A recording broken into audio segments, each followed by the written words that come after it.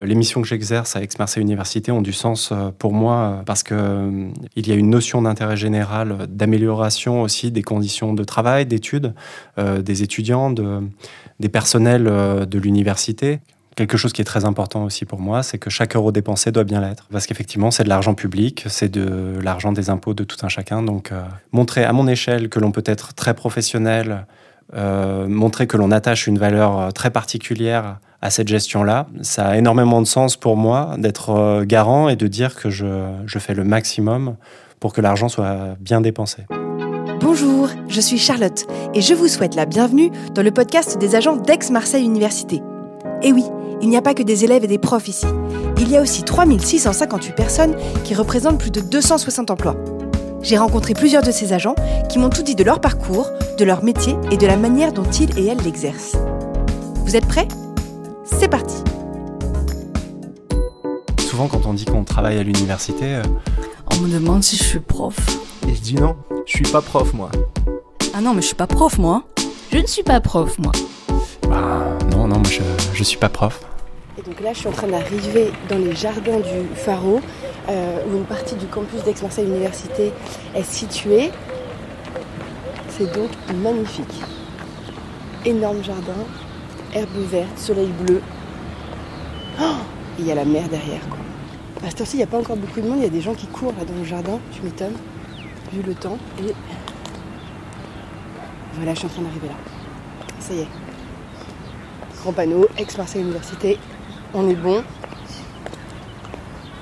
Il ne reste plus qu'à trouver Émilien Rousset, qui est chef de projet au pôle grand projet d'Aix-Marseille Université. C'est parti. Émilien ? Bonjour. Ça va ? Oui, ça va. Bon, Enchanté. enchanté. On se tutoie ? Oui, on C'est se tutoie, Ouais, très bien. cool. Bon, donc tu travailles ici ? Exactement, on est dans le bâtiment d'à côté. Sympa.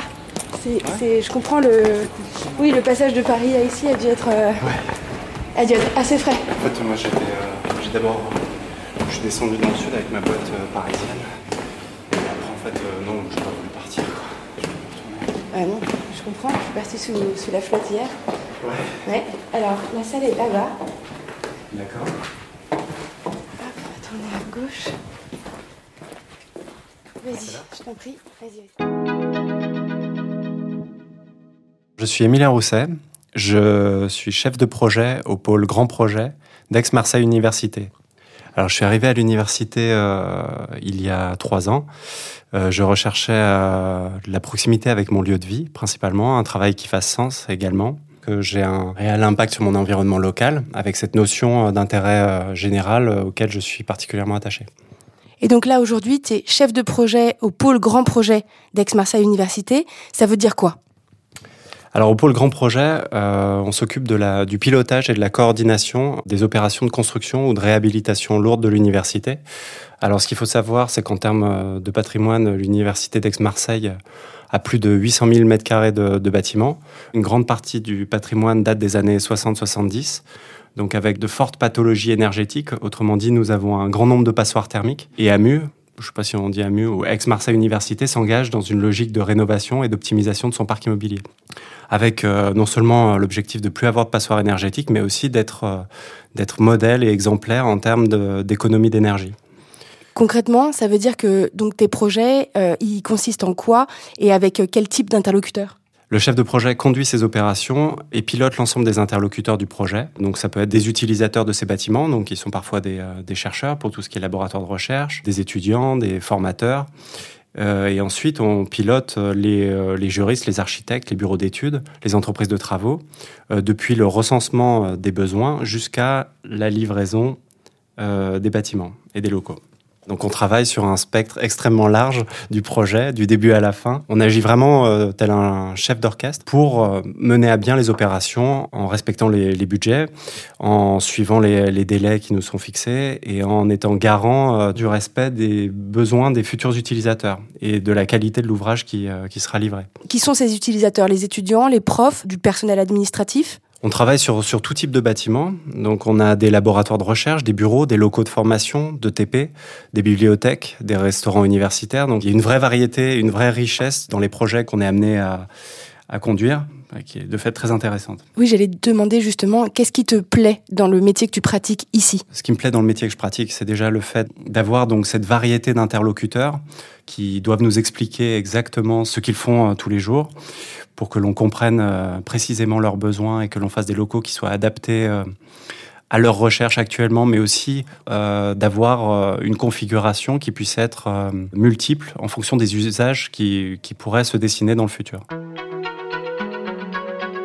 Nous avons livré très récemment un bâtiment d'un peu plus de 3000 m², le bâtiment CIMAR, donc Simulation à Marseille. Ce bâtiment permet aux étudiants de se former avec un haut degré de réalisme. Nous avons reproduit des blocs opératoires factices avec des mannequins qui sont pilotés depuis une régie, des mannequins qui peuvent réagir aux actes qui sont pratiqués sur lui, qui peut parler, qui peut exprimer des souffrances. Et l'ensemble de ces actes est filmé. Et ces actes ensuite sont retranscrits dans des salles de débriefing où plusieurs étudiants peuvent ainsi revoir les actes qu'ils ont pratiqués ou voir ce que leurs camarades ont réalisé. Et analyser le pourquoi, du comment, et permettre ainsi aux étudiants de progresser. Ce bâtiment permet de suivre une des directives de la faculté de médecine qui est jamais sur le patient la première fois. Parce que jusqu'à présent, la plupart des actes sont réalisés par les étudiants la première fois sur des patients. Par exemple, pour le choix des matériels qu'on a installés dans les blocs opératoires, on a pris exactement la même commande que ce que l'hôpital a installé ces dernières années. Donc les étudiants, en passant du CIMAR à leur stage à l'hôpital voisin, ils connaîtront déjà le matériel. Et ces étudiants, quand ils ont vu les salles qui ont été livrées, avec les mannequins, l'installation qui a été faite, ont demandé à leurs formateurs qui étaient présents également si c'était vraiment pour eux, s'ils allaient pouvoir vraiment utiliser ces salles-là, cet équipement-là. Donc c'est une grande fierté. Aujourd'hui, quel est ton environnement de travail? Quelles sont les conditions de travail dans lesquelles tu exerces ton métier? Venant du privé, avec parfois une image désuète du secteur public, je ne m'attendais pas à une équipe aussi dynamique, aussi jeune, puisqu'à 38 ans, je suis un des plus âgés de mon service. Et l'ambiance est très sympathique, bienveillante et professionnelle à la fois, avec une hiérarchie et une gouvernance qui portent des enjeux qui me sont chers, donc sur le volet notamment environnemental, puisqu'il est développé au niveau patrimonial une stratégie immobilière qui est moderne, innovatrice et qui attache énormément d'importance aux enjeux environnementaux. Et alors, sur l'équilibre vie pro, vie perso, puisque tu étais aussi venu à Aix-Marseille pour ça? Donc je suis très heureux depuis que j'ai rejoint Aix-Marseille Université. J'ai réussi à trouver et à avoir un équilibre vie pro, vie perso qui est très satisfaisant, avec un travail qui est passionnant, des projets stimulants, variés, et aussi du télétravail, un grand nombre de congés, la possibilité de faire du sport avec l'université. Donc je fais de l'aviron, par exemple. C'est juste en dessous du Pharo. Donc en sortant du travail, je peux aller sur le Vieux-Port faire de l'aviron.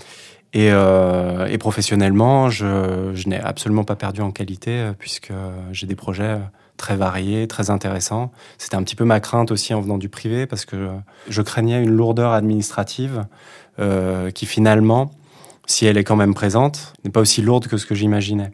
Quand je suis arrivé à l'université, j'ai été recruté juste avant le plan de relance, le plan France Relance. Et donc j'ai accompagné un certain nombre de projets qui se sont développés dans ce cadre-là, avec ces financements-là.